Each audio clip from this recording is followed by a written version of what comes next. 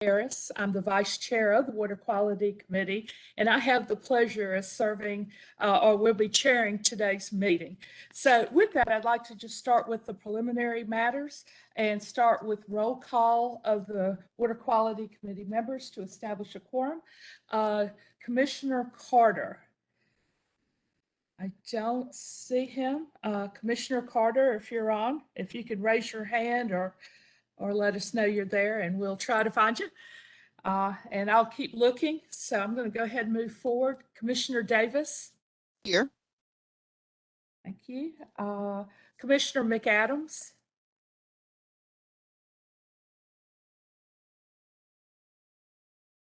Commissioner McAdams. I see him. Yeah, I see John signed in, yeah, and he was on the meeting this morning, so he may just be away from his computer for a minute. We'll come back around in just a minute. Commissioner Monist. I'm here. Chair Deerhake. Here. Okay. So with that, I have 1, 2, 3, 4.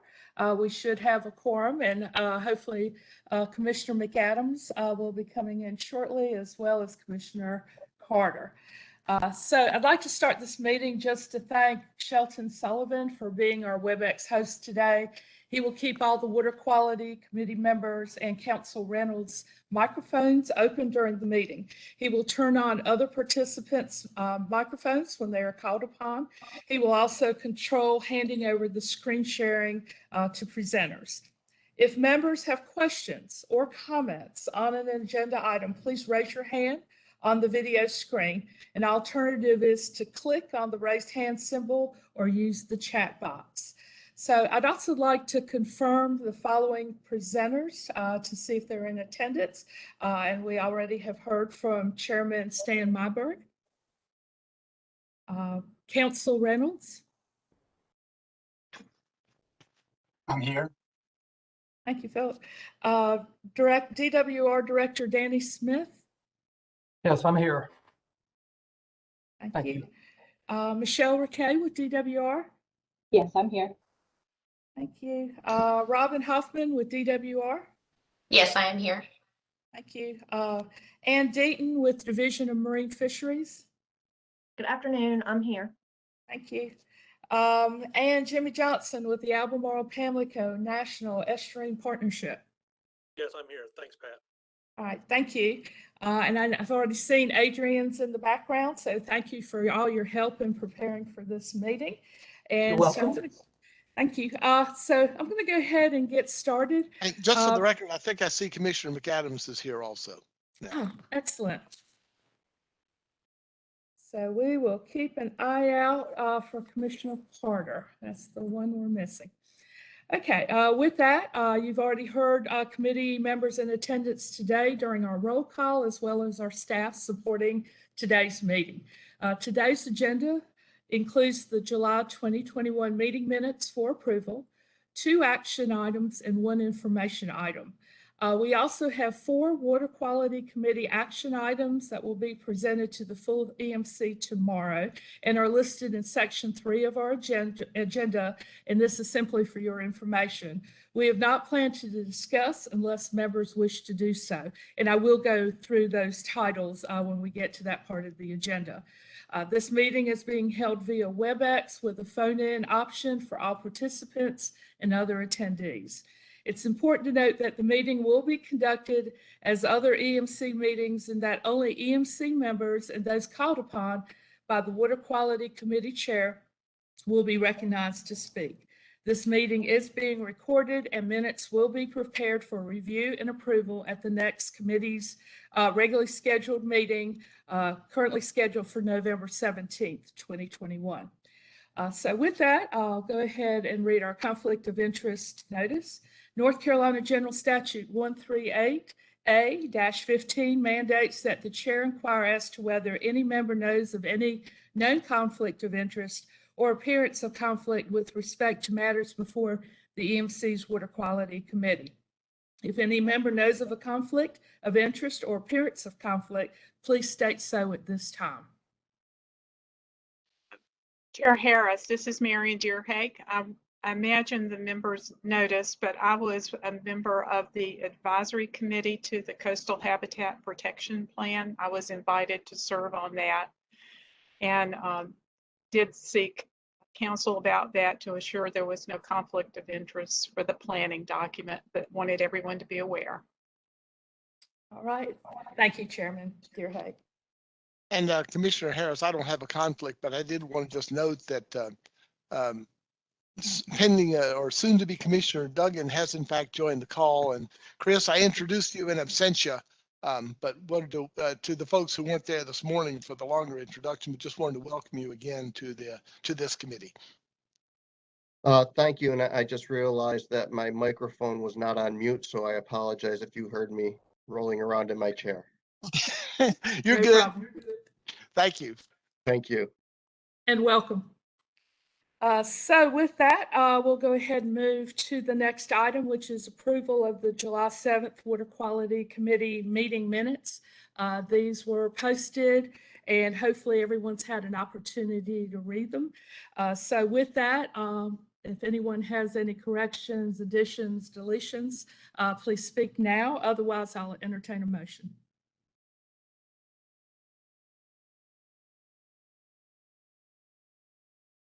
Madam Chair, I think the minutes are well done and I move approval. John McAdams. Thank you. Thank you, Commissioner McAdams. Do I have a second?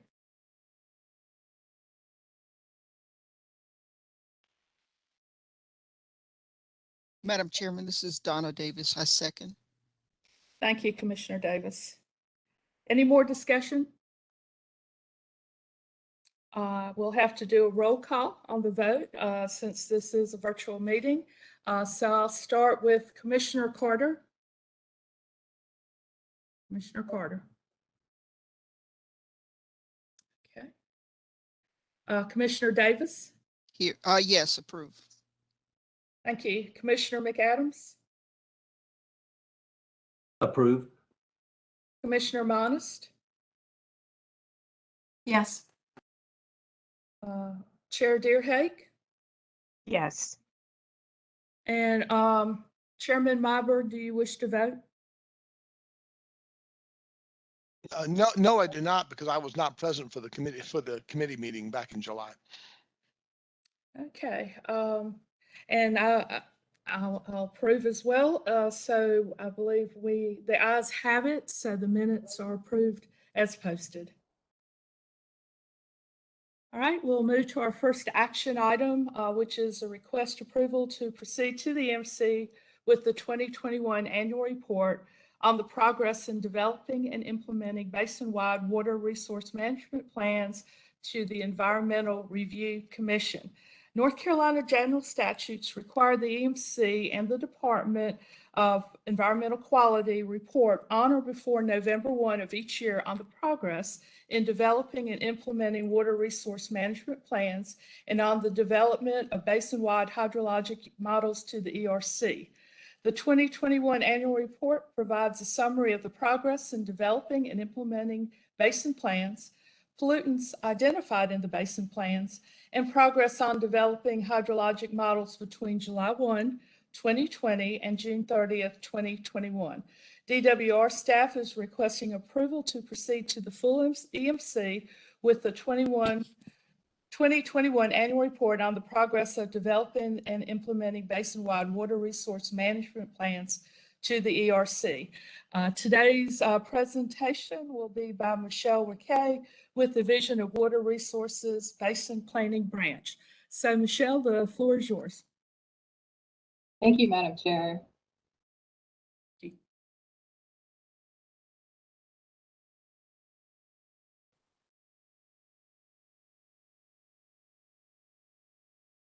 All right, are we seeing my presentation?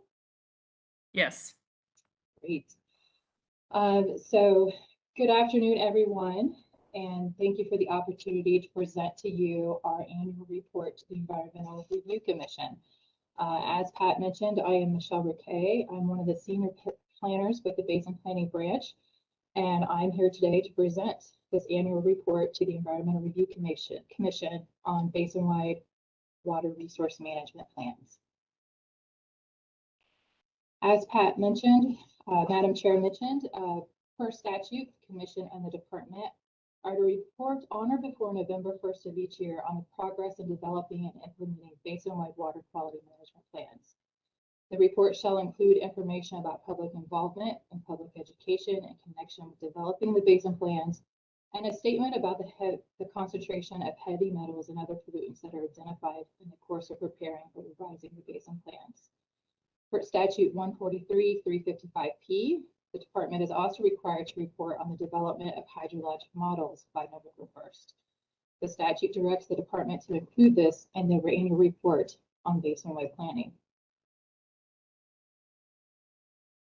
This year's report focuses on the development and implementing of basin plans between July 1st of 2020 and June 30th of 2021. And we included an overview of actions taken while developing updates to the Chuan, Pasco Tank, and White Oak River basins. In March of 2021, the Environmental Management Commission approved the fourth update to the Chuan River Basin. The plan focused on the need for additional monitoring and data collection and to identify pollution sources that may be contributing to algal blooms throughout the basin. Basin planners contacted stakeholders in the basin by phone and emails and scheduled virtual meetings to review findings and recommendations in the plan. And an interactive story map was also created to allow users to explore information collected during the development of the plan. Increases in organic nitrogen were noted throughout the basin.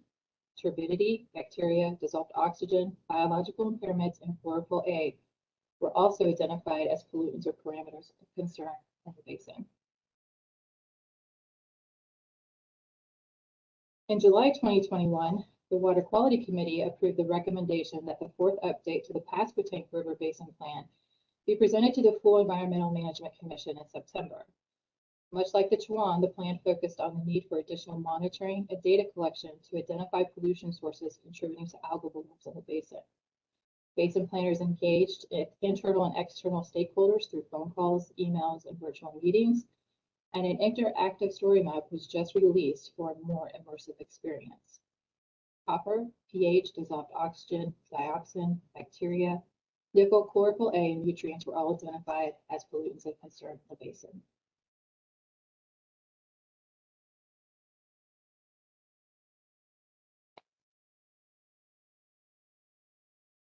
We also included information about the White Oak River Basin Plan. So this plan is actually next on your agenda, and it will be presented by Robin Hoffman. It is the fourth update to the basin, and it focuses on the shellfish growing areas and identifying strategies to reduce impacts from point and non-point sources of pollution. Basin planners involve internal and external stakeholders through phone conversations, emails, and virtual meetings. And over the next couple of months, we'll be developing a story map to go along with this basin plan. Turbidity, bacteria, and copper were identified as pollutants of concern, along with persistent water quality problems associated with nutrients, chlorophyll A, and algal blooms.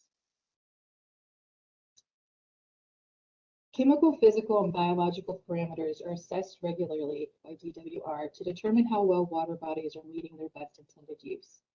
Every 2 years, those assessments are submitted to the Environmental Protection Agency to fulfill reporting requirements for Section 303D and Section 305B of the Clean Water Act. On June 24, 2021, EPA approved North Carolina's list of the 303D list of impaired waters. Pollutants of concerns were included with the updates to the Chuan, Pasco Tank, and White Oak River basins. And with the help of this modeling and assessment branch, we included a table that grouped water quality parameters and identified the number of assessment units exceeding numeric or narrative water quality standards. So statewide, nearly half of the impairments identified on the 2020 303D list are in shellfish growing areas. 88 are on the list for one or more metals, excuse me, and all waters continue to be impaired for mercury fish tissue.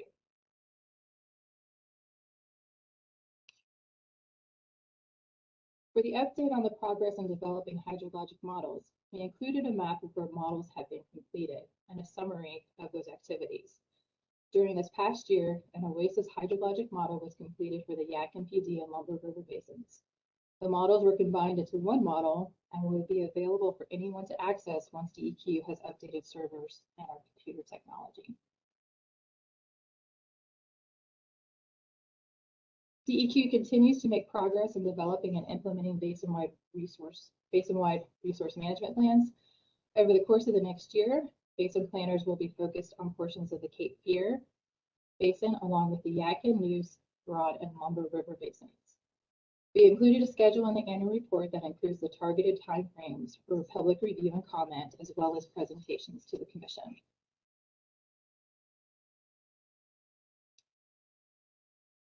So I want to thank you again for the opportunity to present an overview of our annual report to the Environmental Review Commission.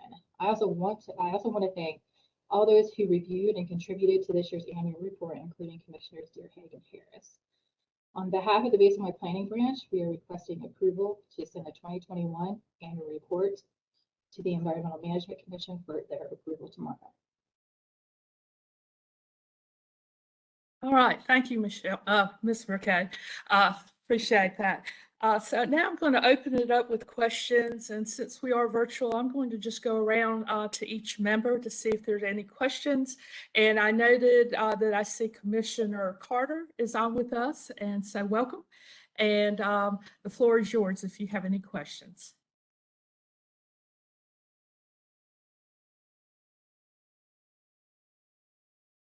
Commissioner Carter.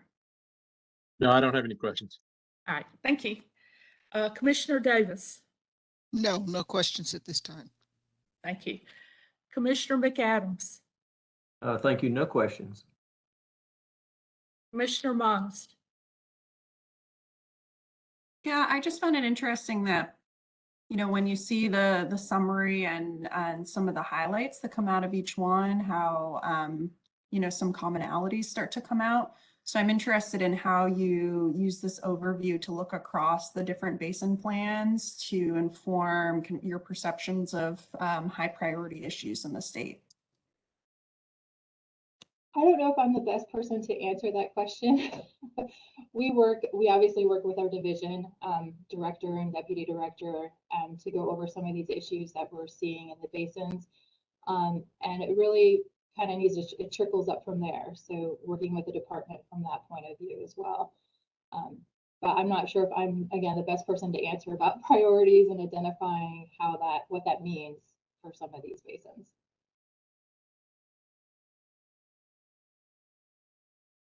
Okay, is there anyone on that feels comfortable in answering that question? Yes, hi, this is Danny Smith, Director with the Division of Water Resources. And Michelle's point is very, very good. We look at these plans and reports like this to look at commonalities and ways to help us when we're communicating to the stakeholders and regulated community about, you know, information that is helpful to them with respect to non-point source and point source pollution. So it certainly is kind of woven into, you know, what we as a division do, and when we are talking to, again, the stakeholders, the regulated community, and complainants as well. So, but your point's very good because this report kind of is a way to help organize those kinds of high-level overviews. So, I certainly will, you know, consider that as a part of this, the format of this report, and take that forward to the different sections and talk through it with them as well. So thank you. Thank you, Director Smith. Commissioner Monist, do you have any other questions? No, I was just going to say thank you, and that's great. I really appreciate how these plans and then this overview synthesizes so much information into you know, things that we can easily understand and help us kind of understand both the challenges and also some of the, you know, the bright spots happening in our different watersheds. And then also all the different menu of options we have for dealing with the challenges that do exist, you know, both the voluntary and the regulatory options and how those relate to each other. And hopefully we're able to prevent, you know, keep things improving through collaboration. And so I just appreciate having that kind of full menu of options in one place for each watershed. So thank you for that. All right, thank you. Chair Deerhake. Thank you. As Ms. McCabe mentioned, we had a chance to look at it a little early. We enjoyed receiving the reports in the past, even though it was a request from the legislature.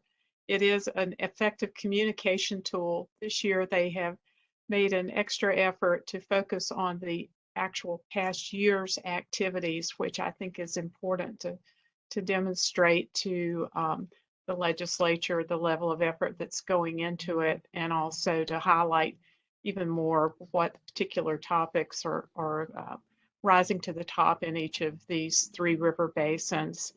I think that this is going to be an effective communication tool for all of us, as mentioned before, and that we can use it in the future to guide us with maybe other types of documents that we have to prepare for the legislature as well. If you like, I can make a motion for approval. Let me double check with the if there are any more questions, or if Chairman Myberg has any questions, or any of the members that are here for this meeting. Does anyone have any questions? Thank you, Commissioner Harris. I did not have a question, but just an observation that I was pleased to see in this report that there is progress in developing the basin-wide models, and getting those two new ones online is a really good step. I was also pleased to see movement on the part of the department in getting the basin plans through the process and approved. That it's interesting, just as sort of to do a bit of a riff on what Commissioner Manis said, that the importance of these basin plans is they really do lay out the information we have of what's going on with water quality in the basins. And it's perfectly appropriate in the basin plans to give some thoughts as to what the causes of changes in water quality, whether positive or negative, are. And that's a really important function. And that's, I'm glad to see that that process is moving forward throughout the basins of the state. Thank you, Chairman Myberg. Last call for questions. So this is Chair Deerhake. I'd also wanted to mention and give kudos to the staff for the storyboards that they're designing. They're following the times technically and technologically. These storyboards could be a very effective outreach tool for the public and for planners as well. So I don't know that they have storyboards for every basin. I don't believe they do yet, but I do encourage the staff to promote their use to the public as much as possible. We are updating those as we go along and get the basin plans approved. Okay, thank you. So Chair Deerhake, would you like to make a motion? Yes, thank you. I move for approval of the report as presented today. Do I have a second? This is Commissioner Monist. I'll second. Thank you, Commissioner Monist. Any more discussion? All right, I'll do a roll call on the vote. Commissioner Carter. Aye. Commissioner Davis. Yes. Commissioner McAdams. Aye. Commissioner Monist. Yes. Chair Deerhake. Aye. And I will vote as aye. Chairman Myberg, do you wish to vote? No, I'll defer. So the motion is passed unanimously. Thank you. All right, so moving on to the next action item, request approval to proceed to the EMC with the 2021 White Oak River Basin Water Resources Plan. The DWR Basin Planning staff will update the Water Quality Committee on the completion of the 2021 White Oak River Water Resources Plan and introduce recommendations for this basin. Robin Hoffman, Division of Water Resources, Basin Planning Branch, will be presenting. Ms. Hoffman, the floor is yours. Thank you, Commissioner Harris. Can everyone see my screen? Yes. Great, thank you. Good afternoon. Thank you, Madam Chair and the committee for the opportunity to present to you today. Today we'll be requesting approval to proceed to the EMC with the 2021 White Oak River Basin Water Resources Plan. In today's presentation, I will provide a quick overview of basin planning, review the basin plan timeline, and highlight portions of the 2021 White Oak River Basin Water Resources Plan. Basin planning is a watershed-based approach to managing water resources that considers the cumulative impacts of all activities across a river basin from both point and non-point sources of pollution. The 2021 White Oak River Basin Water Resources Plan, or Basin Plan, is a reflection of this planning process and serves as a summary document for the river basin. A basin plan is required every 10 years and is not a rulemaking process. I'll do a quick overview of the chapters in the White Oak River Basin Water Resources Plan. The 2021 plan is the fourth planning document to be developed for this basin. The 2021 plan includes the following. Chapter 1 provides basic information about land use and population, non-point source pollution, basin characteristics, such as aquatic habitats, wetland functions, etc. Chapter 2 reviews how chemical, physical, and biological parameters are used to assess water quality in North Carolina and overall results for the White Oak River Basin. Chapters 3 and 4 provide detailed information at the watershed scale of individual stream assessments, special studies, information related to water use, and specific projects in the watersheds are included in these chapters for both the White Oak River Subbasin and New River Subbasins. Chapter 5 is a review of the shellfish industry from the perspective of the Division of Marine Fisheries, shellfish, sanitation and recreational water quality program. Chapter 6 explores various options for protecting water resources and includes information as it relates, I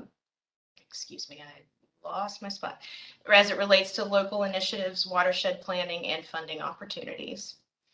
Chapter 7 contains general information about existing programs which protect water resources, including permitted and registered activities in the White Oak River Basin. And Chapter 8 provides a summary of water use in the basin. Information related to water use was obtained from several databases, and information related to agricultural water use was obtained from the Agricultural Water Use Survey. The White Oak River Basin is located entirely in the coastal plain between the Cape Fear and Neuse basins. The White Oak has two subbasins, the White Oak River Subbasin to the east and the New River Subbasin to the west, which extends south along the Atlantic coastline.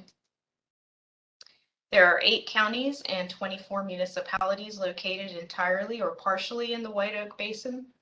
The projected 2020 population was just over 280,000 people. The New River Subbasin and the Wilmington areas have the highest densities of population in the basin. This area is also frequented by tourists, and those areas experience significant increases in population due to the seasonal flux, which can tax municipal water and wastewater systems, as well as contribute to non-point and point sources of pollution. The basin spans 1,382 square miles, with 33% of the land area identified as wetlands, 23% forest, 16% open water, 13% developed, and 10% agriculture. Fresh water can be found in the headwaters of the basin. These freshwater streams and rivers eventually find their way into saltwater estuaries and bays, many of which are identified as shellfish growing areas by the Division of Marine Fisheries. As part of the basin planning process, basin planners review how permitted facilities may be impacting water resources.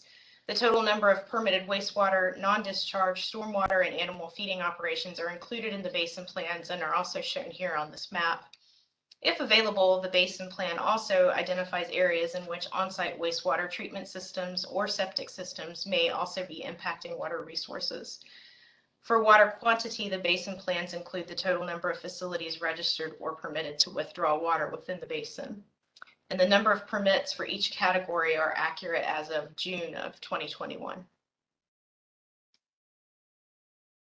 In the White Oak River Basin, two primary issues stand out. The first being impairments to shellfish waters from an array of pollution sources, and the second being the continuing nutrient issues in the New River estuary despite the existing nutrient management strategy. I will discuss both of these issues in depth in the next several slides. First, we will discuss the shellfish waters issues in the White Oak River Basin. This table shows the number of acres in each subbasin that are designated by the Division of Marine Fisheries as either approved, conditionally approved, open, conditionally approved closed, or prohibited for shellfish harvesting. Approved areas are consistently open to harvest, while prohibited areas are off limits for shellfish harvest.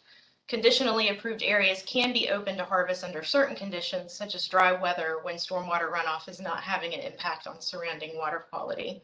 And restricted waters can be used for harvest at certain times as long as the shellfish are subjected to further cleansing before they are made available for consumption. In this basin plan, we focused on those areas that are conditionally approved open, because as mentioned above, although they do have impaired water quality, they can be open under certain conditions. And so we felt they have the best potential for improvement or maintenance through the implementation of water quality improvement strategies that will keep them open for longer periods of time. A sanitary survey report is published every 3 years by the Division of Marine Fisheries and includes shoreline surveys, bacteriological sampling, hydrographic, and meteorological data. The report identifies potential or actual pollution sources within the growing area's watershed. The number and type of pollution sources helps determine potential impacts on shellfish growing waters and public health. In the White Oak River Basin, sanitary surveys have identified on-site wastewater management, stormwater, construction and land clearing, agriculture, golf courses, mining, solid waste, and marinas as potential sources of pollution in several of the shellfish growing areas. DMF uses the data collected during the sanitary surveys to determine the status of the growing areas.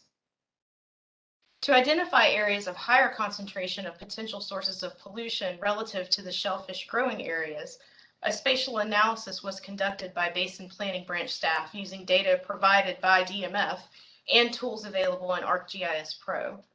Point data were available for potential pollution sources of concern, such as animals, dockage, golf courses, subdivisions, stormwater, and wastewater. The ArcGIS tool was used to determine areas of high concentration of potential pollution sources in the shellfish growing areas of the White Oak River Basin.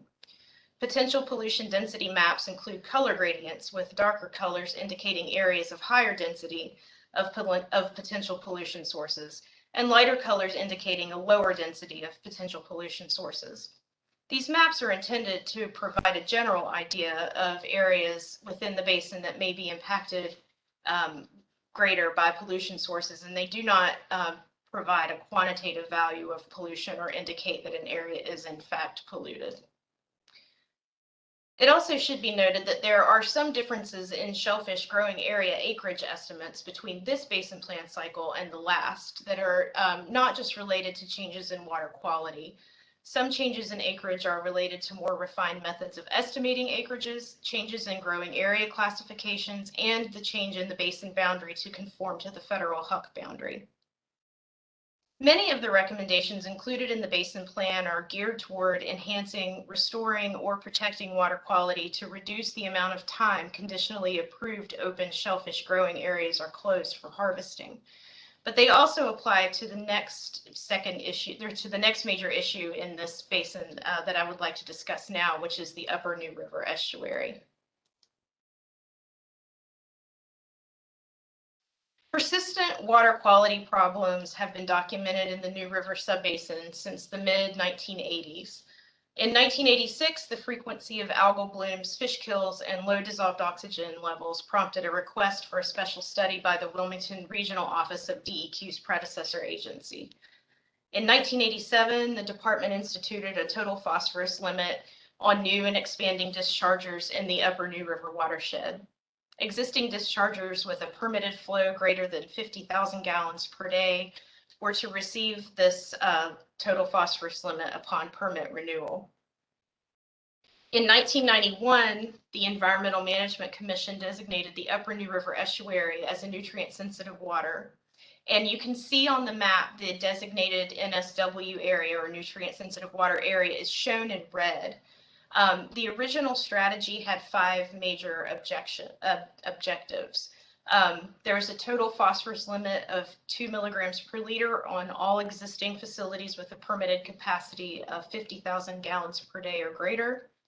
There was an option to apply a more stringent total phosphorus or a total nitrogen limit on existing facilities that make a significant contribution of nutrients to the system. A total phosphorus limit of 0.5 milligram per liter applied to new or expanded discharges, regardless of design capacity. Individuals considering a new discharge must demonstrate that non-discharge options or connection to an existing facility are not feasible. And finally, the watershed was targeted for the implementation of agricultural best management practices under the Agricultural Cost Share Program in order to reduce non-point source inputs of phosphorus and nitrogen. In addition to these 5 major objectives, it was recommended that all facilities without total nitrogen or total phosphorus limits be required to monitor total nitrogen and total phosphorus, and that no new discharges be permitted. It was also recommended that expansions of existing facilities only be allowed if there is no increase in permitted loading of oxygen-consuming waste. In 1997, the upper New River estuary continued to be impacted by algal blooms and was considered impaired for chlorophyll A and dissolved oxygen. High nutrient levels from the city of Jacksonville and Camp Lejeune were identified as the potential sources of pollution. And in 1998, the city of Jacksonville removed its discharge from the upper New River estuary, and Camp Lejeune consolidated its 7 discharges into 1 tertiary treatment facility. The 2001 Basin Plan noted that moving and consolidating discharges resulted in a decrease in the frequency, extent, and severity of the algal blooms. Data collected at the yellow circled ambient water quality stations between 2001 and 2018, however, are showing that chlorophyll A concentrations in the New River have remained relatively stable despite the consolidation and elimination of point sources. Ambient stations continue to regularly exceed the standard, which indicates that conveyances such as land application of wastewater, discharge from minor wastewater treatment plants, and non-point sources of runoff may also be contributing to the chlorophyll A exceedances in the river. It should also be noted that almost every algal bloom recorded in this subbasin has occurred in the New River watershed. The original NSW strategy focused only on point source reductions, with any non-point reductions being strictly voluntary. Because chlorophyll A has remained relatively stable despite the implementation of the strategy, the Basin Plan recommends that the existing nutrient management strategy be revisited. This includes revisiting recommendations made in previous basin plans to determine if the existing strategy is protecting water resources in the New River subbasin. Options that could be explored as part of updating the current NSW strategy include coordinating with local, state, and federal agencies and other stakeholders to update the strategy. The update should include and identify non-point source nutrient reduction opportunities. This approach would enable DEQ to keep the New River impairments in Category 4B with an updated and expanded NSW strategy. A couple of examples of potential partnership have been identified with the Onslow County Cooperative Extension Service and the Department of Defense. The Onslow County Cooperative Extension Service has 28 active monitoring sites in Onslow County in both the New and White Oak River subbasins. And to help understand where nutrients may be impacting water quality in the White Oak and to understand where nutrients may be contributing to elevated chlorophyll A concentrations in the New River subbasin, DEQ and the Onslow County Cooperative Extension Service should work collaboratively to analyze and supplement existing water quality monitoring data. Water quality results should be shared across state and local agencies to help meet the original objective of the county program, which was to determine where pollutants may be impacting the health, safety, and economic welfare of citizens and visitors to the county. The second initiative is the Defense Coastal Estuarine Research Program, also known as Deserp. It was a U.S. Department of Defense project implemented to verify the science behind ecosystem-based management at a DoD coastal installation, which it was done at Camp Lejeune.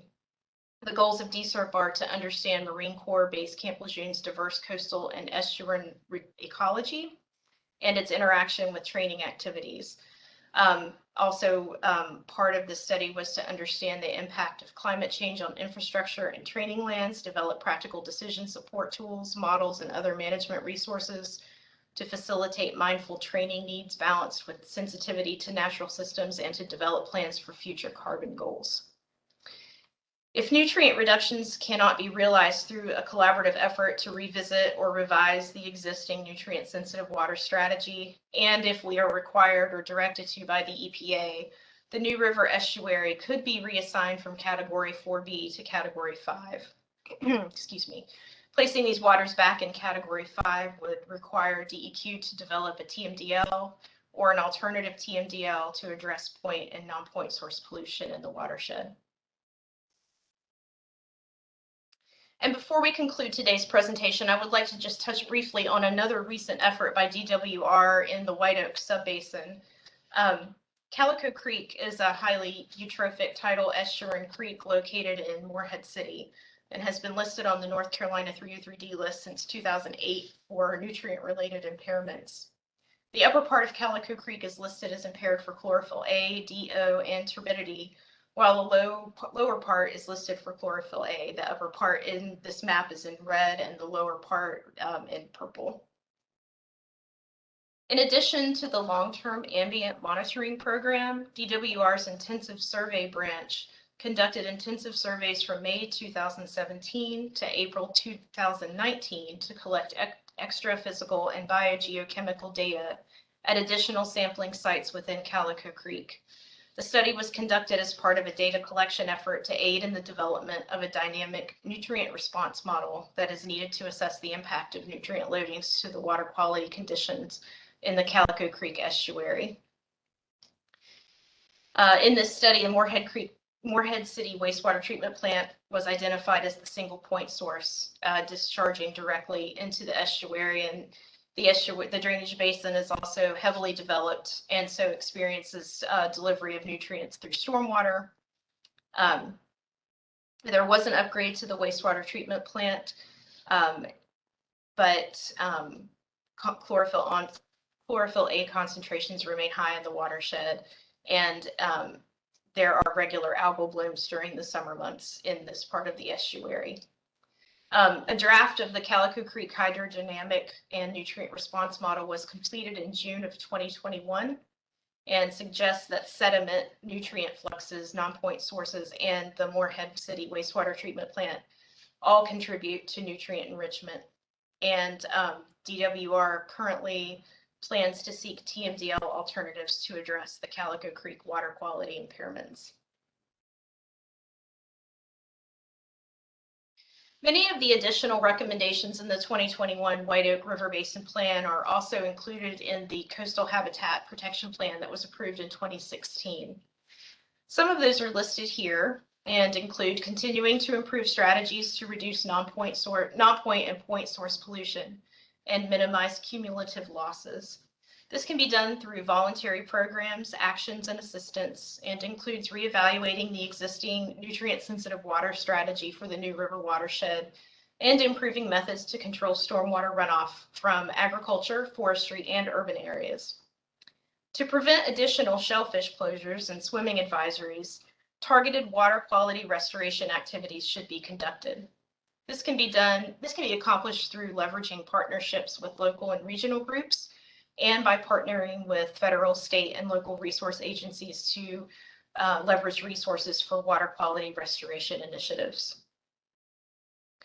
We should also maintain adequate water quality conducive to the support of present and future mariculture in public trust waters. increase financial support for the implementation of voluntary BMPs throughout the basin, and continue to work collaboratively with federal, state, and local resource agencies such as Onslow County and the DoD to understand water resource issues, both quality and quantity. And this is not an exhaustive list of recommendations. All the recommendations can be found in the plan. Basin planners would like to thank all of those who participated in the development of this basin plan. Many internal and public reviewers gave their time and expertise to make this plan better. Public comments were submitted by the Farm Bureau, the NC Coastal Federation, North Carolina Forest Service, and the City of Wilmington, and those comments were included as attachments to this agenda item. With that, the Division of Water Resources requests approval to proceed to the EMC with the 2021 White Oak River Basin Water Resources Plan. All right, thank you, Ms. Hoffman.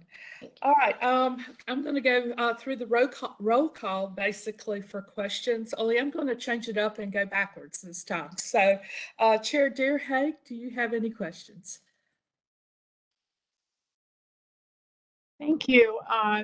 I have one observation looking at the plan that I would just ask the staff to begin following if they aren't already. And that is on figure 2-13 of the main plan. It's the annual temperature monitored. If you look at years 17, 18, and 19, those appear to be the highest years of the, I think it's like a 10 or 15 year period. And I'm afraid that it's an indication of warming. And I think it would be valuable to look for any correlations that are occurring with bacteria and chlorophyll A in the years out. With that temperature, I don't think it's an anomaly the way the pattern looks in the graph, or maybe something associated with the monitoring design, but I do think that's very important to try and follow. It may mean that we have to take extra measures or modify the current strategy that we use to consider, especially these coastal waters, as water temperature begins to increase noticeably. I'll also say that the Defense Coastal Estuarine Research Program, I worked on that in the early years. It is a 10-year program funded through Department of Defense. Excellent research collaboration amongst at least 5 universities in North and South Carolina and Virginia. There's a wealth of data there that should still be accessible. And the Department of Defense and Marine Corps Base Camp Lejeune was an excellent partner in that. And I know that they will work closely with the state to address the issues that still remain. Thank you. Thank you, Commissioner Deerhake. All right, Commissioner Monist. Thanks for the presentation. I think, the plan looks great. And I'm wondering about, I saw that there was already kind of like a partial integration with some of the coastal recommendations, which makes complete sense given the really interesting nature of this watershed, how compact and coastal it is. And also saw in some of the public comments, some really interesting comments on living shorelines. And so I was wondering, I've appreciated previous presentations about some of the Piedmont watersheds and the one water approach, trying to look at like all the different aspects happening with water, not just quality in a vacuum. So I'm wondering if you're thinking of this kind of similarly, like a coastal version of one water as we move forward, and what that might look like. I think that's an interesting question, and maybe one that I may defer to Michelle Riquet or Nora, or even Karen Higgins. I think that that's definitely something that we will want to explore, especially as we update all of these coastal plans. And we do definitely want to work closely with our partners within DWR and through DEQ to make our planning process and our documentation cohesive and to inform the other divisions definitely. And I'm not sure if anyone else wants to weigh in on that a little bit and maybe speak to it a little more eloquently than I just did. I'll just add to Robin's comment a little bit, because with the recommendations that we put into the White Oak, we really wanted to, as Robin mentioned, keep things cohesive. So working with what is in the Coastal Habitat Protection Plan and working with DMF and making sure that the same message is getting across from all the agencies, that we aren't having a separate message that goes out there. So having a message across all agencies that is matching as to what could potentially be done to protect these waters. The One Water perspective, I very much appreciate that perspective as well. And I hope it's something that we can get into and start looking at a little more closely and how we can incorporate all of those uses of waters into the basin planning process. And I think this integrated approach that we started when the two divisions merged, water quality and water resources, is going to give us that opportunity. But again, with this plan in particular, we really worked with the other divisions to make sure that we had the same message. Thank you, That's Ms. great. I'm really glad to see that collaboration. All right, Commissioner Monis, do you have any other questions? That's it. Thank you. Thank you. All right, Commissioner McAdams. Thank you, but no questions at this time. Commissioner Davis. No, none, thank you. Commissioner Carter. No, none. Okay. And before, well, let me stop and ask if Commissioner Lazoric has any comments. Commissioner Lazoric, I understand, served as the liaison to the White Oak River Basin. So I wanted to extend an invitation to speak at this time. Thank you for the chance to speak. I actually think the presentation speaks for itself. They have really worked hard to coordinate this with other efforts in the region and with the Coastal Habitat Protection Plan, and also to emphasize the two areas that they're worried about the most, or that seem to be sort of increasing in concern. So nothing else to add. Thank you. Chairman Myberg, do you have any questions? Yes, I have one observation and two questions. And the observation is that one of the points that comes off of this presentation very clearly, and I think it deserves an emphasis, is the economic benefit that results to the state of having good water quality to facilitate the shellfish harvesting industry, and that if water quality is impaired, that is an actual economic detriment or loss to the state. And that the presentation makes that point pretty obviously to me, but I thought it was worth articulating as an explicit observation. The second thing is I wanted to comment or ask a question or a couple of questions about the chart on slide 12, which shows the monitoring data and water quality in the New River nutrient sensitive water strategy. I'll also note parenthetically that somehow the state of North Carolina managed to name two rivers the New River inside the same state, which occasionally creates confusion. But Yes. I'll let that go for the moment. I was struck by the surge in discharge in 2018, combined with the drop in the chlorophyll A numbers, and I wondered if that was an anomaly related to Hurricane Florence. I believe that it was. I can't speak to that definitively, but that would be my assumption. Okay, so that's not irrational, and not an irrational sort of observation. You got lots and lots of water, fresh water, more than that system normally bears coming out of that particular storm, which is kind of interesting. You wonder if there's anyway, that was interesting to me. On that same point, one thing that we didn't discuss much in the presentation, although maybe more in the report and I just missed it, is whether there's any, what the relationship is or any tensions between groundwater and surface water considered as a resource in that basin. My assumption is that the predominance of drinking water supply in that basin comes from groundwater. And I wondered, Correct. okay, and have there been any moves in that basin because of concerns about saltwater intrusion or other groundwater resource issues to start to investigate the use of surface waters in that area as a drinking water source?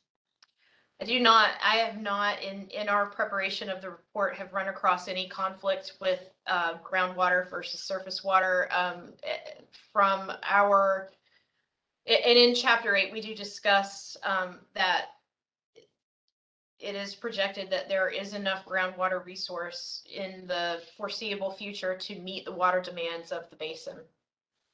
Well, that's encouraging because as one of the comments noted, there's substantial population growth that's occurred in the basin and the coastal areas in particular. And so that's encouraging to hear. Thank you very much. Excellent, Robin. Excellent report. Excellent presentation. Thank you. Thank you, Chairman Myberg. Are there any other questions?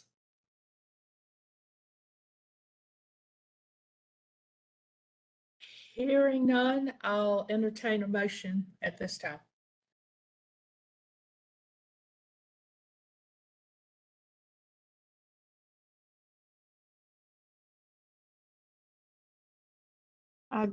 This is Marion Deerhake. Since Vice Chair Lazoric was the liaison but is not a member, I will step in and I will make the motion to approve, to carry forward to the EMC at our next meeting. All right. Thank you, Chair Deerhake. Is there a second? This is Commissioner Davis. I second. Thank you. We have a second. Any more discussion? All right, I'll run a roll call for the vote. And again, starting from the bottom up, Chair Deerhake. Aye. Commissioner Monist. Aye. Commissioner McAdams. Aye. Commissioner Davis. Aye. Commissioner Carter.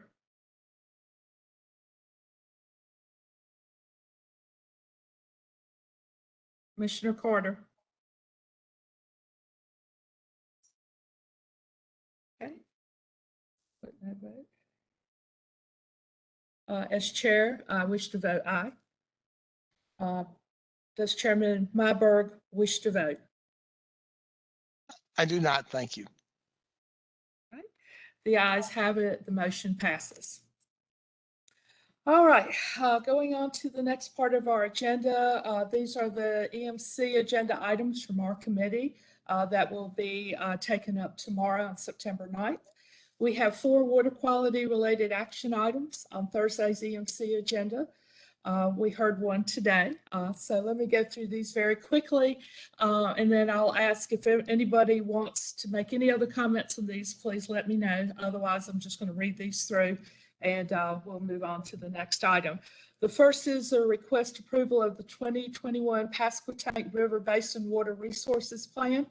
This will be presented by Forrest Shepard with DWR. The Water Quality Committee did take this up on July 7th and it passed unanimously.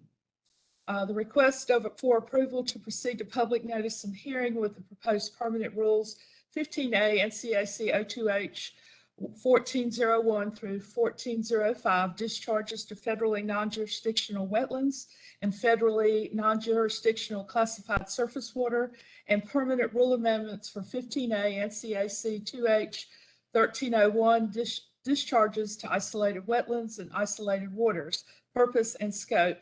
This will be presented by Sue Homewood with DWR. The Water Quality Committee took this up on July 7th and it passed unanimously. Request approval of the 2021 annual report on the progress in developing and implementing basin-wide water resource management plans to the Environmental Review Commission. This will be presented by Michelle Riquet with DWR, and as you know, we passed that unanimously today. And the one that didn't make the list but will be on the EMC agenda tomorrow is the request approval of updated revised draft water supply watershed protection ordinance to be presented by Paul Clark with DWR. This was taken up by the Water Quality Committee on July 7th and passed unanimously. So those are the 4 items we have on the agenda tomorrow. Are there any questions or comments? Just to clarify on number 3 about the annual report that was acted on earlier, since I know there are always members of the commission who are vigilant in their defense of the 30-day rule, and because this is not a rule, my understanding is it is not subject to the 30-day rule. Is that correct? Yes, sir. Thank you. Thank you for bringing that up. Thank you. Well, if I didn't, somebody else would. No. So, okay. All right. Any other comments or questions? All right. We'll move on now to our information items. We have one to review Draft Coastal Habitat Protection Plan 2021 Amendment with recommended actions. This will be presented by Ann Deaton with the Division of Marine Fisheries and Jimmy Johnson with EPNET. So with that, the floor is yours. Good morning. This is Ann. Just give me a minute to pull up the PowerPoint.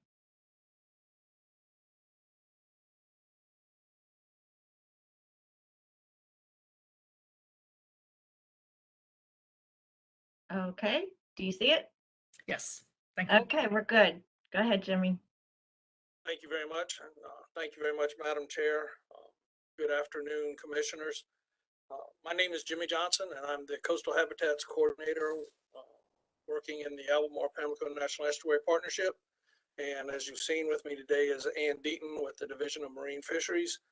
And we're here today to provide you with a summary of the draft CHIP amendment. And tomorrow we will again present this to the entire commission, but we wanted you all to have the opportunity to see it first. This was a group effort from many people across multiple divisions within DEQ, as well as assistance from some other departments and researchers. We have provided the draft to each of you in your mail out materials, and I hope you have had a chance to look at it. And today what we'll be doing is going over the recommended actions that are found in that draft amendment.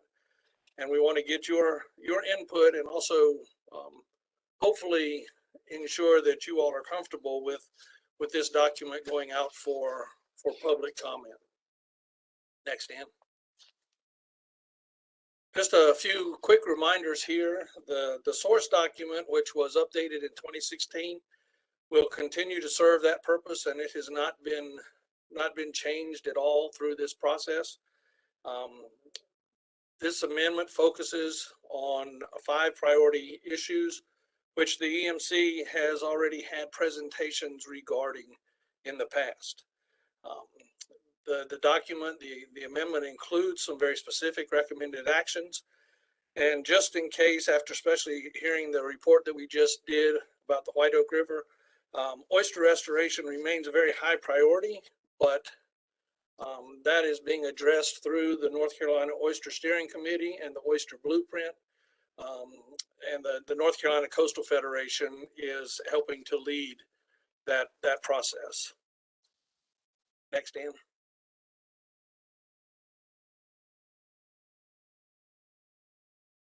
So if you remember, for those of you that have been around a while, the Coastal Habitat Protection Plan originated out of the Fisheries Reform Act of 1997.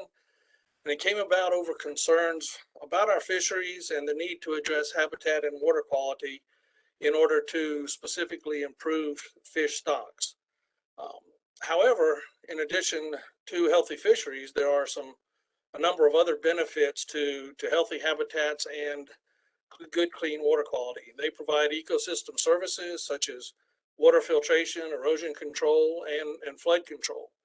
And these services sustain the coastal tourism economy, and they help to build coastal community resilience. And I think you'll see a lot of that today.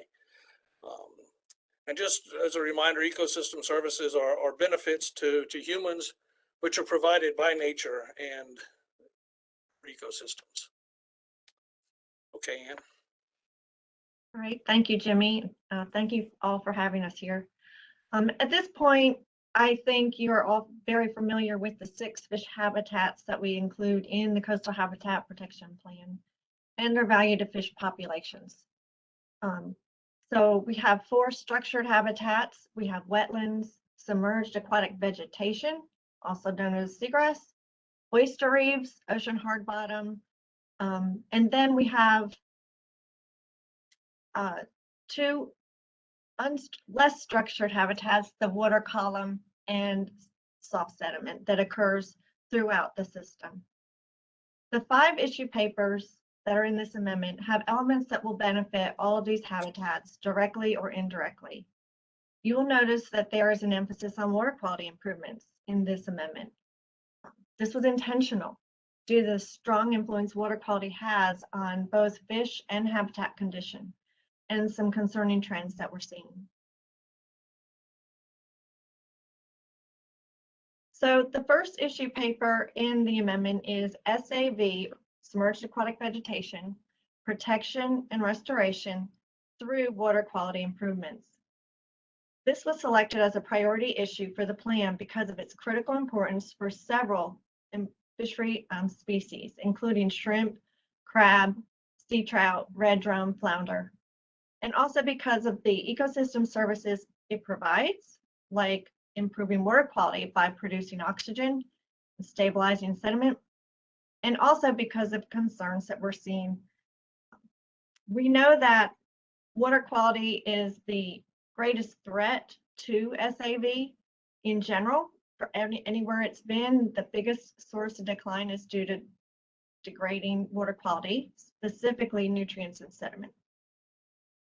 And that occurs from multiple land uses. There's no one land use that contributes to this decline.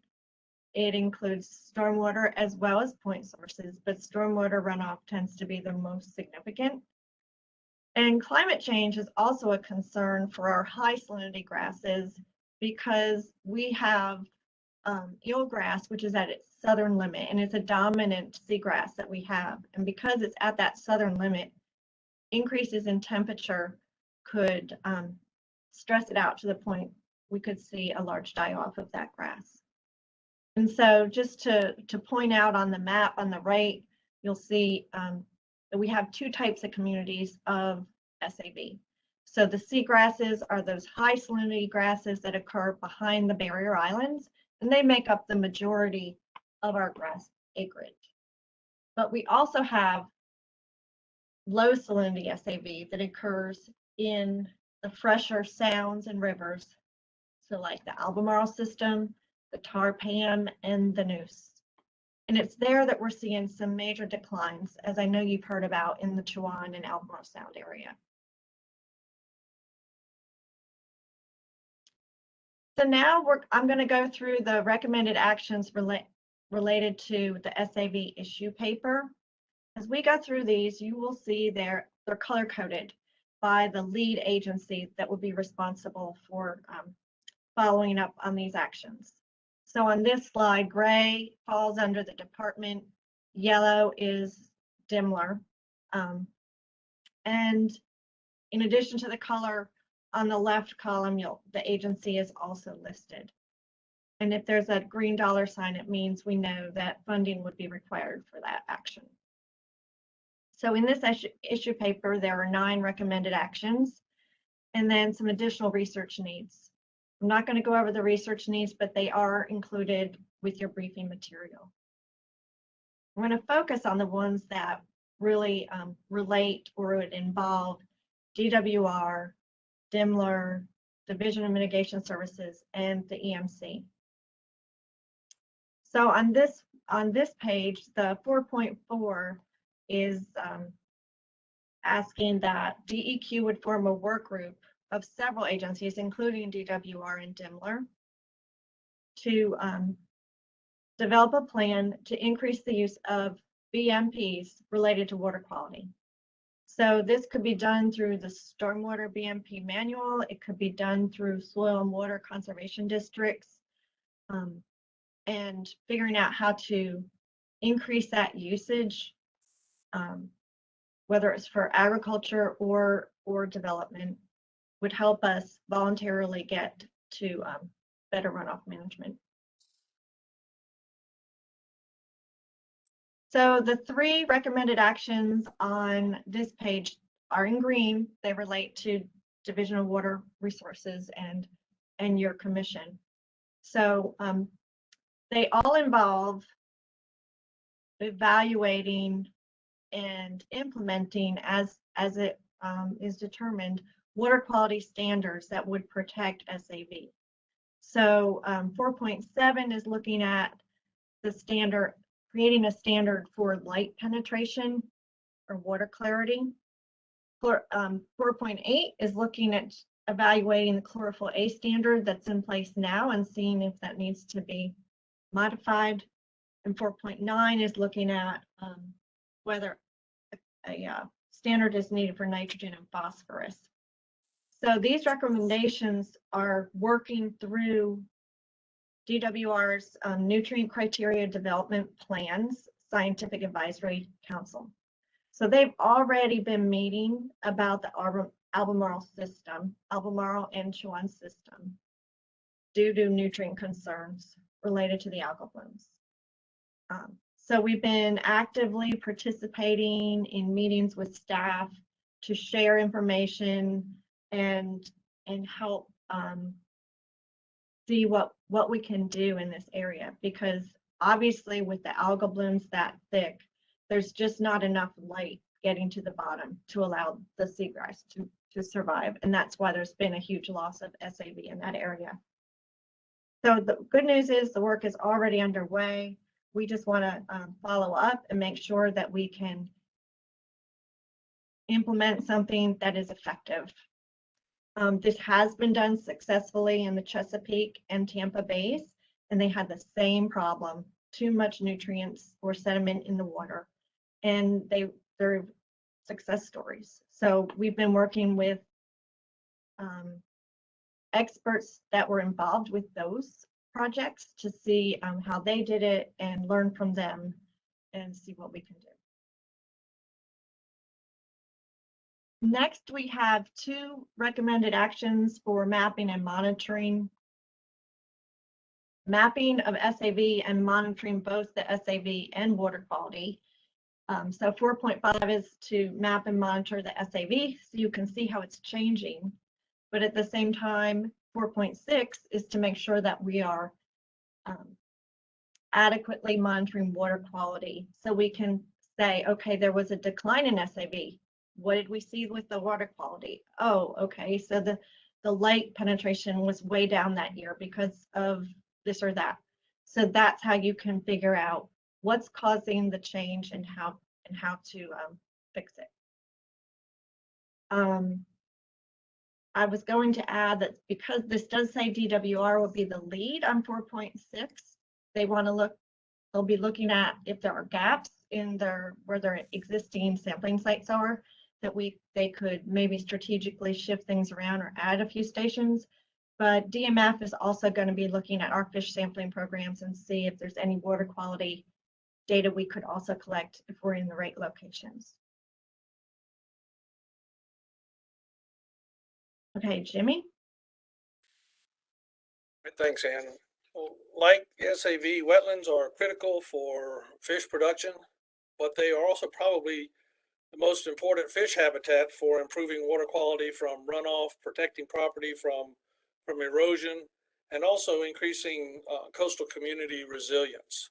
So wetlands are critically important to all of these. And the wetlands issue paper goes over the extent of documented losses and gains, the sources of those changes, and reviews new strategies to protect and restore wetlands using nature-based methods. And this includes strategies such as living shorelines, nature-based stormwater Bmps, and low-impact development, hydrologic restoration, undoing some of the ditching that's been done in eastern North Carolina, and how that has drained those important soil types and wetlands. And it also looks at thin layer sediment dispersal to help wetlands keep up with rising sea levels. And then preserving wetlands as greenways and parks is also an issue that's discussed in the issue paper. Ann? All right, thanks, Jimmy. So there are 10 recommended actions in this issue paper. A lot of this came from a series of wetland workshops we had last summer, where we had experts and agency staff come and discuss all types of issues around wetlands and what was needed.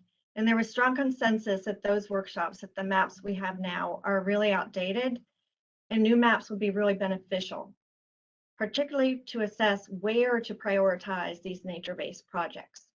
We have a lot of wetlands throughout the coast, but so we've got to focus down to where are we losing or gaining, and then where we're losing, what can we do about that? So by having updated maps, we could prioritize where living shorelines would be most suitable and successful to stabilize shorelines. We could know where estuarine losses are occurring the most to focus restoration activities. We could identify strategic marsh migration routes for future migration of marsh into low-lying uplands.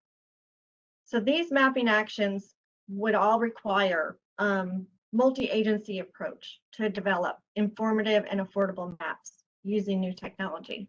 So that's why none of them have DWR or DMLR as a lead, but it doesn't mean that they wouldn't be involved. So their participation would be critical, since, as you know, DWR does a lot with monitoring wetlands already and has regulations regarding wetlands.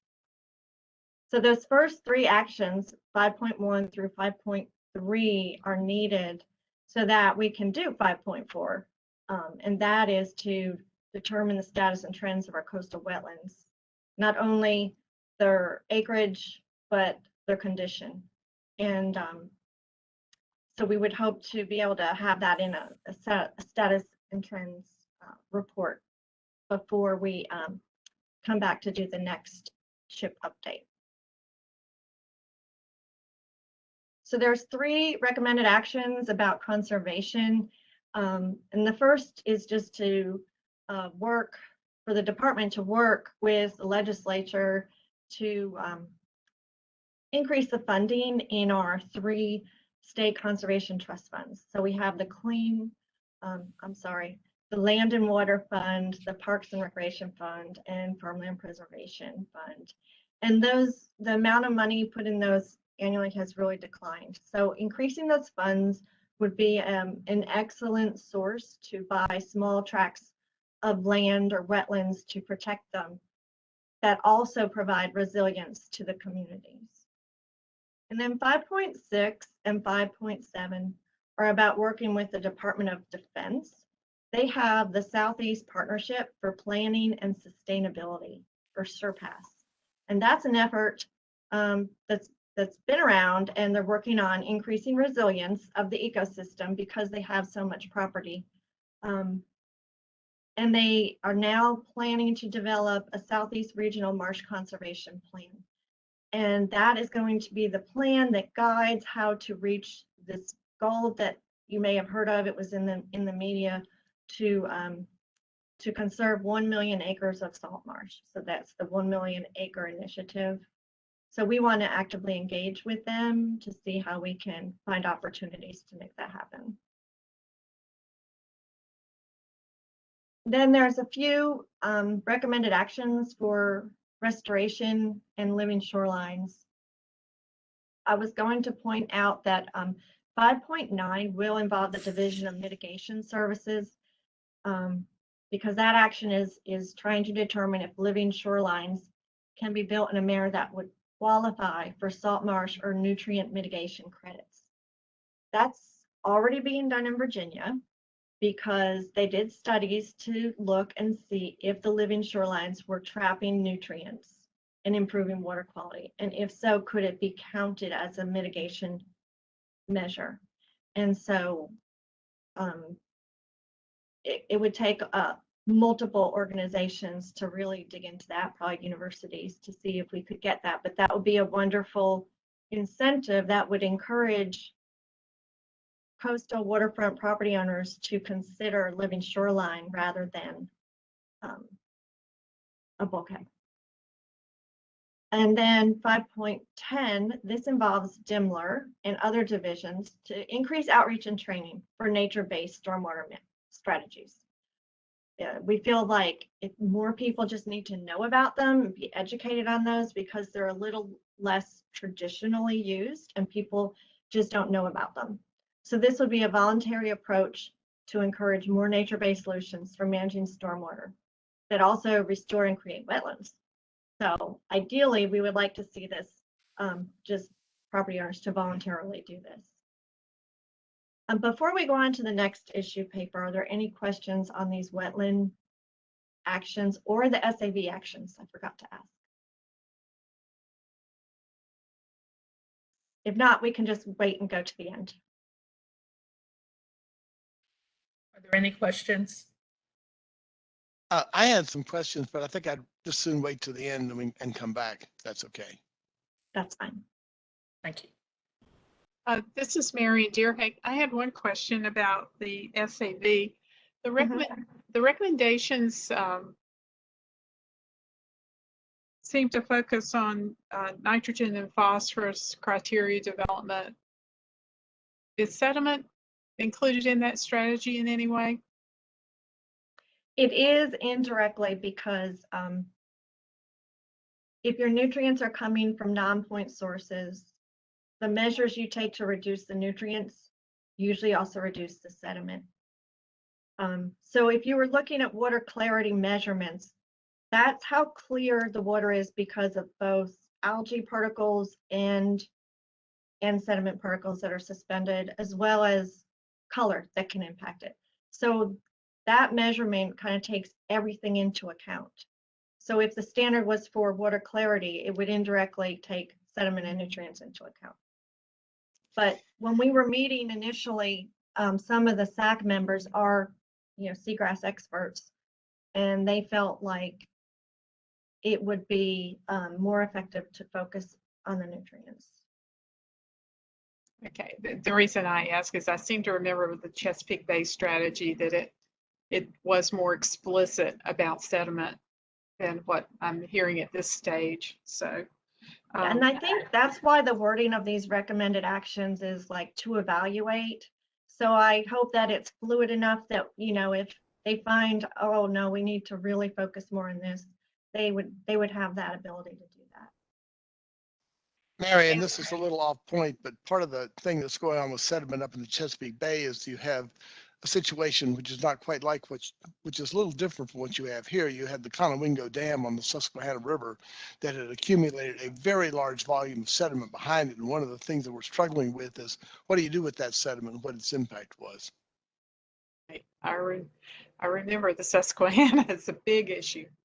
Thank you. And then the other question was about the wetlands and the nature-based solutions. For those of us that are more familiar with vocabulary such as low impact development and green infrastructure, can you clarify for folks what the difference is? I am not a stormwater management expert, but I think that there are a lot of similarities. So a nature-based solution, you want to mimic the natural hydrology. So naturally, water would flow over upland and go into a lower lying wetland. So some of the nature-based solutions are to create these wetland areas, where those are basins or rain gardens. There's different techniques. Okay. Then low impact development, is developing in a way that impacts. It's more about impervious surfaces and better infiltration on site, not specific to wetlands necessarily. I guess more engineered in some way. Yeah. Okay, thank you. Anything else?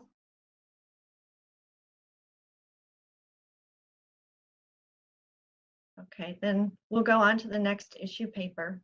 Go ahead, Jimmy. The next issue paper that we focus on in the amendment is environmental rule compliance to protect coastal habitats. And this primarily focuses on 404 wetlands and stormwater BMP compliance. And the issue paper reviews known compliance rates across divisions and how having effective or having additional staff to conduct periodic site visits could go a long way to reducing unauthorized wetland and water quality impacts. People are more likely to stick to the rules if they know that somebody's watching them and they're accountable to someone for what they're doing. Okay, Ann. Okay, thanks. So there are only 5 recommended actions for this issue paper. We feel one of the most important is 6.1. 6.1 and 2 are both about finding more funding, so you could just slightly increase the staffing of DWR and DMLR to allow compliance monitoring. Right now, they just don't have enough staff.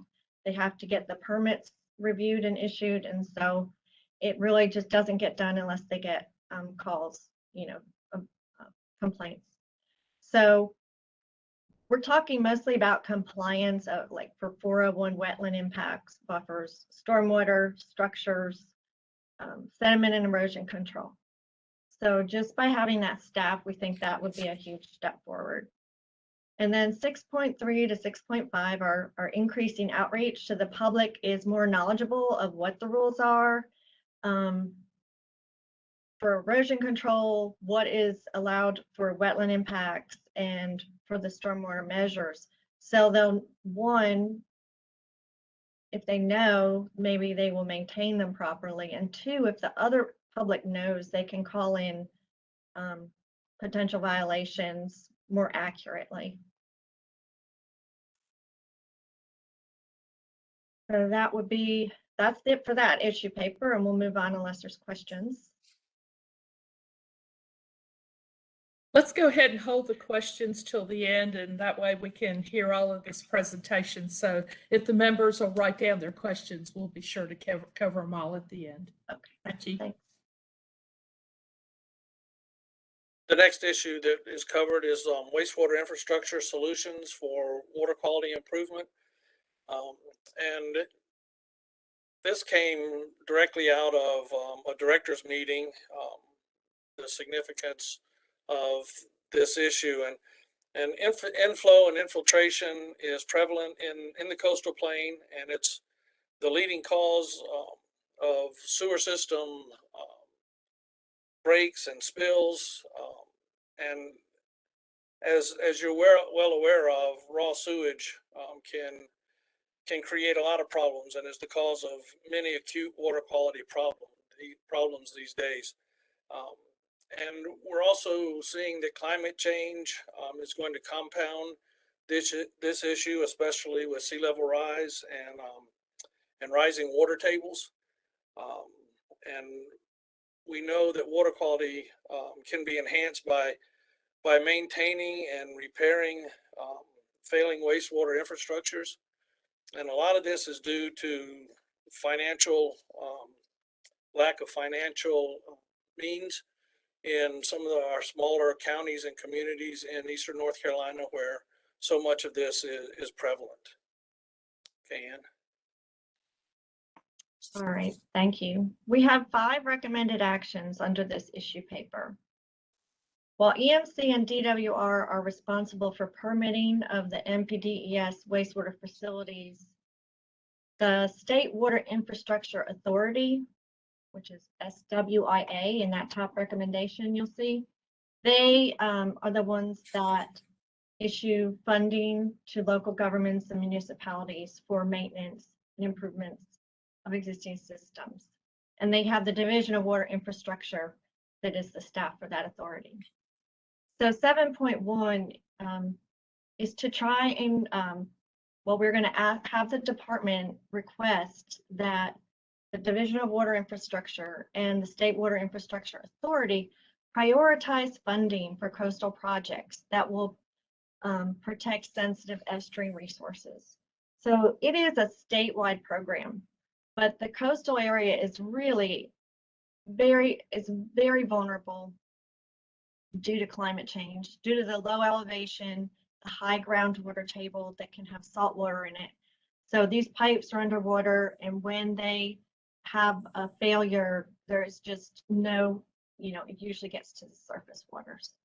So if they could have a ranking system and they could rank those just a little bit higher, if they're adjacent to a nursery area or outstanding resource waters, something like that, we feel like that would be justified and would help those coastal communities have a better chance at getting funding. And then 7.2 and 3 are to develop incentives and strategies to maintain the wastewater infrastructure. So 7.3, I'll just make note, it would involve DWR as well as the other agencies to work with North Carolina's Office of Recovery and Resiliency. And as you know, they are the ones that have been given a lot of funds to increase coastal community resilience through a number of ways. And so the local government works with them, talks about what they could do, and then applies for grant funding to do those. So we would like to get that, it would be strategic to try and utilize those funds for flood proofing the wastewater infrastructure or relocating existing infrastructure away from sensitive areas, upgrading sewer infrastructure, and developing strategic priorities.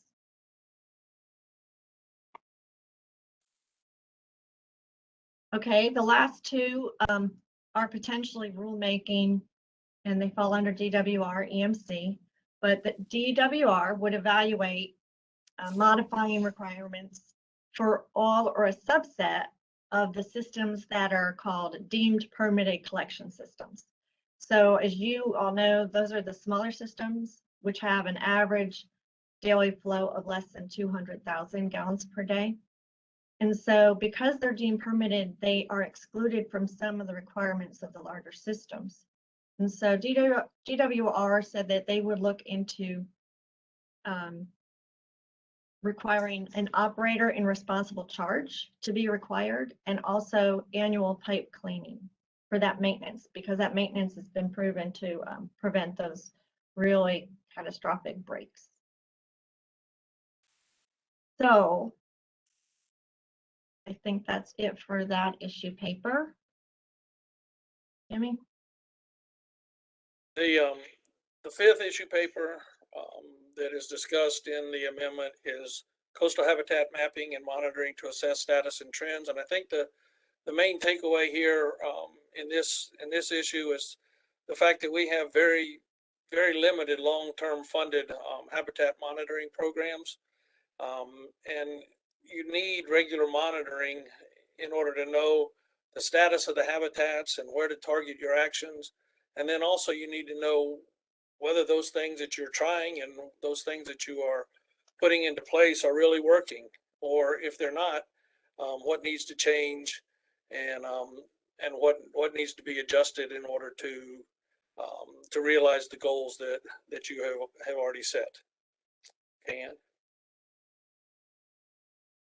Okay, just a few more. So the first action is DWR is not the lead or DMLR, but DMF would take this on, but would need to work with all the other agencies to form some work groups to really nail down for each habitat type, what are the key critical parameters that we want to collect data on to be efficient, and so that different organizations would be collecting at least a minimum of standard parameters so we'd be more efficient.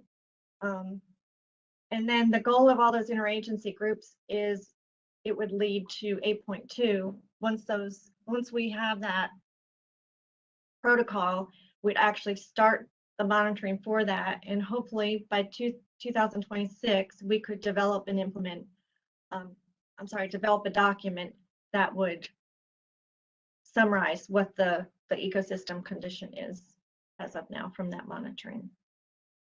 That's our goal. So some of the things we know we need to get that underway. DWR 8.3 and 8.4, as well as 8.6, involve water quality or benthic monitoring needs. So just fine tuning those and looking at what we can do better. 8.3 was evaluating spatial gaps in their ambient monitoring system. 8.4 is looking at the procedures for algal bloom investigations, but also, and key here is cross-training other DEQ divisions, because that way more people can get out there rapidly and do an accurate assessment. And then 8.6 was looking at the feasibility of expanding benthic sampling to address spatial gaps that we have in the estuarine bottom. And then just as a reminder, the monitoring actions that relate to SAV and wetlands were included in those issue papers that we already went over. And so that is the last of the recommended actions. And while at first it may seem like these issue papers are all different, they really are related. So the compliance issue paper, if implemented, would reduce in less unauthorized impacts to wetlands, which would help water quality. So that's going to help your wetland community as a whole, which is the wetland IP. And also both of those, because if we have more wetlands, we will have cleaner water. It will help the water quality situation for SAV. And then the wastewater infrastructure issue paper would also help improve water quality and, importantly, community resilience. And then last, that monitoring and mapping issue paper would help us know how effective all of these were, and if there's things we don't have to do anymore, or if we need to be more stringent in some area. So important to remember is coastal habitat protection and restoration, it is a nature-based solution. It can reduce climate change impacts, and it can make communities more resilient. So that is the goal of these issue papers, is if they're implemented, we'll have more habitat, we'll have more fish, and we'll have increased coastal resilience. So tomorrow we'll be going to the EMC to ask for approval to take the draft amendment and the appendix out for public comment. But we wanted to give this water quality committee a preview to get your thoughts, since you are experts in this field, and hopefully your support for the amendment. We also wanted to point out that the appendix includes early public comment we received from a stakeholder work group. The group was organized by North Carolina Coastal Federation and Pew Charitable Trusts with the approval of the CHIP steering committee. So the purpose was to get a group of stakeholders together to develop by consensus some cross-cutting voluntary water quality recommendations that would be beneficial for coastal habitats as well, and relevant to the issue papers in this plan. So that summary report was presented to the CHIP steering committee at their last meeting, and they asked the team to include the report in the appendix so that public comment could, when it goes out for public comment, public would also see that and could weigh in on those recommendations in that, as well as the ones that are included in summarized in Chapter 9 of the CHIP amendment. So with that, we can take any questions. All right, thank you for the presentation. Let me go through the roll call here for questions. So I'm going to start with Commissioner Carter. I don't have any questions. Okay. Commissioner Davis. None at this time, thank you. Commissioner McAdams. No questions. Thank you. Commissioner Monist. No, but thank you for all that great work. Chair Deerhake. No, thank you. Okay. Chairman Myberg. Well, I'm gonna break the string here. I have a couple of comments and just sort of a couple of, these may be as much observations as questions, but nevertheless, I want to thank Jimmy and Ann for having laid out this comprehensive and, I have to say, rather ambitious plan. Now, the ambition is commensurate with the scope of the issue, so I completely get that. but you've given DEQ and the different divisions a lot of work to do by 2022 and 2023. And if I were working in DWR, for example, I think my heart would be racing a little faster when I saw all of those deadlines. And you may want to consider, as you move forward through the public comment process, trying to find some way to give some help to the folks in DEQ about some help with the preliminary, with the priorities and some of the timelines. If you had a list that just had all the deadlines for the different years and the 5 different reports, you have a pretty comprehensive list of things. And that's I just note that for the record, and I can comment on that tomorrow if we need to. But that is that's something that I was struck by in the review of the report. The second thing is that I really appreciated the emphasis in your report about how these should be data-driven plans. And you make a critical and essential point by saying that if you're going to have a data-driven plan, you have to have data. And I also appreciate and would encourage the group to continue to work with other different partners, whether it's all the way from citizen science or to the federal agencies under the SURPASS framework, to see if you can combine efforts there, which I know you're already doing. So that was great. Again, these may be more comments than questions. Third is that specifically on the adoption of BMPs, I would encourage you to continue to investigate this question of what's impeding the more widespread adoption of BMPs, and be sure you don't assume that you know the answer. And you've had great expertise involved in the assessment of this, but occasionally we all, and I do this certainly, I sort of get locked in. I know what's going on here, when in fact a little more in-depth probing can suggest that there are barriers to the adoption of BMPs that maybe haven't been quite fleshed out as fully as you can. And once identified, the barriers can be reduced, and that can be more effective in producing movement towards more adoption of BMPs than just putting more and more pressure on to try to adopt them. So my point there is simply to encourage you not to rush to conclusions, but to continue to do thoughtful analyses on where the impediments are. The fourth thing is I was pleased to see that you were looking at the Chesapeake and Tampa Bay protocols for the Nutrient Criteria Development Program. I would encourage you to also not only look at the protocols themselves, but some of the way challenges both of those ecosystems had in trying to implement them in their own context, because you're likely to have some of the same. And then last but not least, on the infrastructure side, this is a very rapidly changing landscape, and unless the whole system collapses, my certainly fond hope is that there is going to be, in the foreseeable future, more funding available for infrastructure. And the challenge may come to be not just that we need more infrastructure work, but how can this best be utilized and implemented consistent with needs in other parts of North Carolina? But it looks like there is more money on the way. And this will be a maybe once in a career opportunity to try to actually do something about some of the infrastructure deficiencies that you noted. And so that's a great opportunity, which we didn't see coming a year ago, but looks like it may in fact become a reality in some way, shape, or form. So sorry for the long exposition on that. And since there wasn't really a question embedded on that, you don't need to answer, just some observations from this presentation. Thank you, Chairman Myberg. I'm sorry, Mr. Johnson, did you have a comment? No, I was just going to say thanks for the observations. I'm not sure they require a comment. Okay. All right. Do we have any? Yeah, I have that effect a lot. Do we have any more questions? So this is Marion Deerhake. I really appreciated Chairman Myberg's comments. They were all very on point.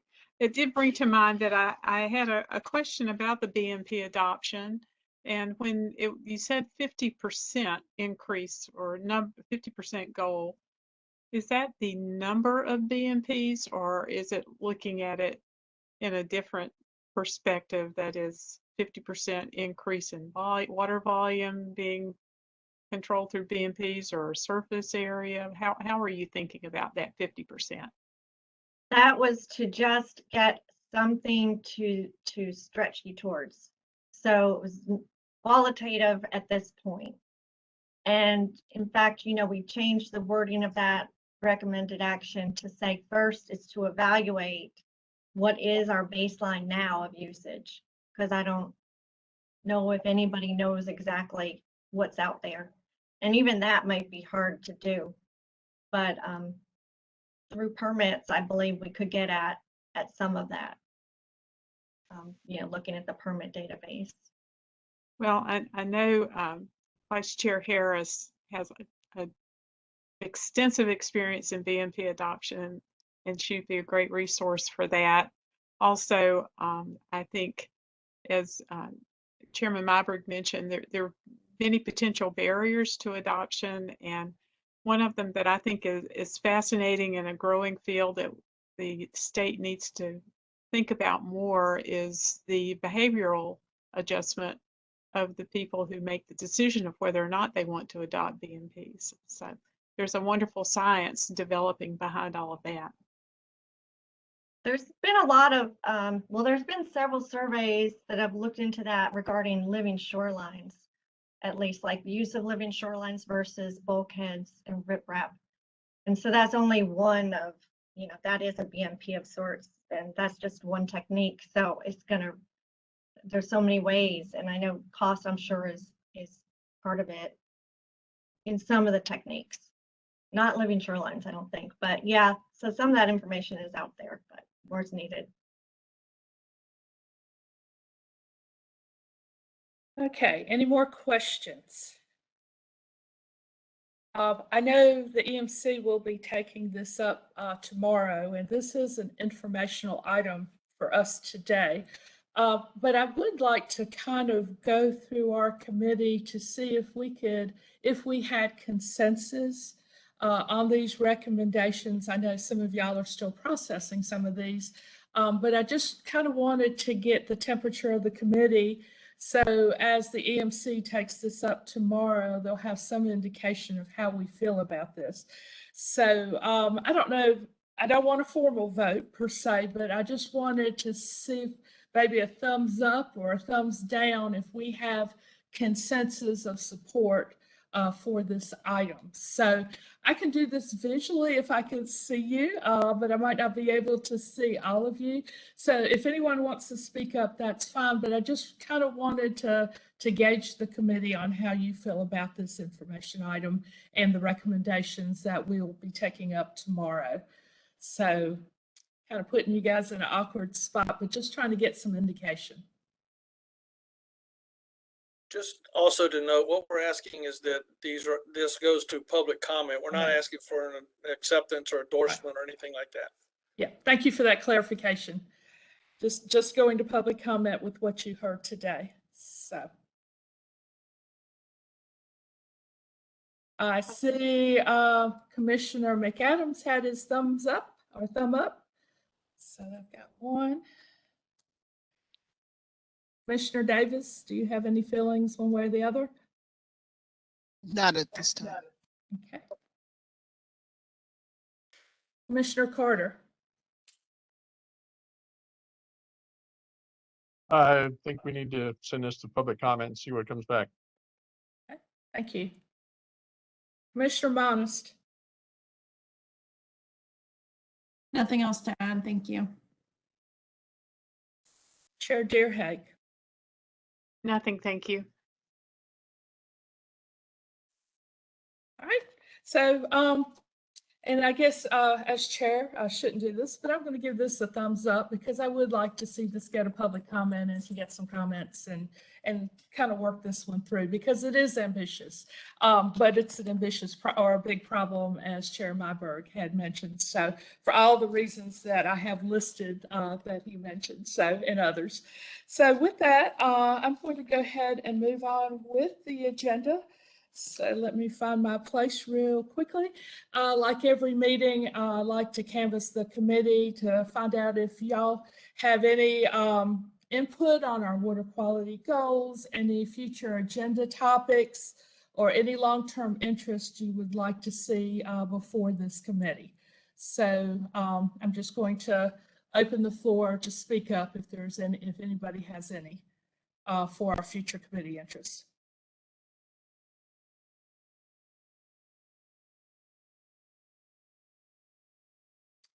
Okay, hearing none, we do have a good shopping list that we're working through as required of this committee. But again, please reach out to Chair Deerhake, reach out to me if you have any items you would like to see come before this committee. Director Smith, do you have a report or any remarks for us today? Yes, hey, good afternoon. Hello, everyone. Thank you, Commissioner Harris. One of the things I wanted to comment today is, is on our coastal regional offices. The Washington region, they've been responding to algae blooms in the Pamlico River from Blunt's Bay to Aurora, and that's just last week, and this week, the Wilmington office has been working on a menhaden fish kill in a shallow water tidal creek in Wilmington. And my really only point is that the coastal issues that's been kind of daylighted today are up front. We deal with them regularly in the region and are ongoing. So, and then maybe in contrast to that, our Asheville region has been dealing with Tropical Depression Fred. They've had issues out there. Most recently, though, they've been getting fielding calls on stream bank stabilization concerns and that sort of thing. So anyway, we're continuing to keep an eye on the horizon for future storms. But that's really all the comments I had. I'd just like to thank staff today for their great presentations. So thank you. Thank you, Director Smith. Let's see, closing comments. Let me go through the membership real quick. Commissioner Carter, do you have any closing comments? No. Commissioner Davis? No, thank you. Commissioner McAdams? No, thank you. Commissioner Monist? No, thanks. Chair Deerhake? Thank you very much. Before I thank the Vice Chair for leading today, if I could ask one question of Director Smith, and that is with the Tropical Storm Fred.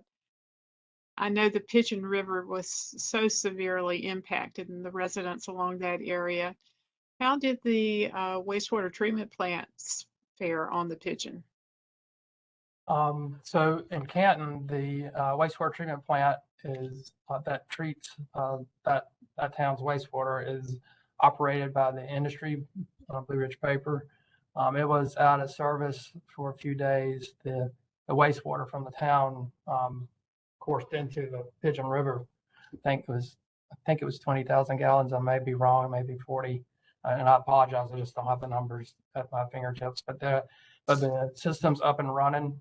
They're back in operations. Have been so. I've been talking with Landon Davis and the regional supervisor who's kept me up to speed on that. But so that's in play. One thing to say, when you have these kinds of infrastructure impacts, you can do a point repair or address something immediately, but as time passes, there can be infrastructure issues that daylight as a result of that kind of storm event flow, and that's true for potable water systems as well. So, I know they've done a lot of work on the short term, and there may be more to come. But for the purposes of this discussion, I don't have a complete list at my fingertips to pace through all the different issues. Thank you. Well, I know the Asheville Regional Office must have had a lot of work to do and are still doing, and our thanks to the staff there for all of their efforts to engage with the communities and help them. And then last of all, let me thank Vice Chair Harris for chairing the meeting today. She did a fantastic job, well prepared. I was out of town, and when we originally planned this, we had hoped to meet in person, but were unable to. So I knew, since she had planned so well, that she needed to continue to preside. So we thank you very much for doing that, Vice Chair Harris. Thank you for the kind comments. Let me, Chair Myberg, do you have any comments? Well, Commissioner Deerhake must be engaged in mental telepathy because she exactly replicated the question I was going to ask Director Smith about Canton, because I saw the flooding there. And ironically, this summer I went through Canton and then went, Danny, you'll be pleased to know, in early August before the storm, I actually went rafting on the Pigeon River downstream from the dam. So got to do a little up close and personal investigation on water quality in the Pigeon River. And I'm sure Commissioner Carter will especially appreciate some of the comments you made with respect to the treatment of discharge water from that particular mill. I'm glad to hear that the system is now back up and operational. Did you in the state of Tennessee have any conversations about any potential impacts from the flooding that occurred downstream? And the good news I know is that this is one of those cases where dilution can help be a solution, but I wondered if the state of Tennessee had noticed any downstream impacts resulting from that. I did not specifically hear from Tennessee. I don't know if now, they had their own rain, I realized, but right. I know there was certainly a lot of flow, and I know that the sewer line from Canton to the industry got fixed and connected back, and they were able to bring the plant back up online, and they had the plant down for a while. But I know that it's all in operation now. As far as specific complaints or from Tennessee on the issue, I did not see them. So I'll have to follow up with the regional office on that. Okay. Thank you very much. Well, like I said, it was amazing to go through there so soon, just before that storm, and then to read about it and see the flooding in Canton. It was pretty bad. Yes, absolutely. Thank you. All right. I do appreciate everyone's participation today. I especially want to thank Shelton Sullivan for serving as our host today. I know you didn't hear from Adrian Weaver or Karen Higgins, but they do a tremendous amount of work behind the scenes. Chair Deerhake, her guidance is invaluable. She keeps everything straight. So it's dangerous to follow behind someone like her because she does such a great job. But I do appreciate all the help in making this possible today. All of the staff that you heard from today presenting. A lot of work goes into this. Anyway, with that, our next meeting is scheduled for November 17th, 2021. Being no further business, I call this meeting adjourned. Thank you. Thank you. Bye-bye. Thank you, Pat. See y'all tomorrow.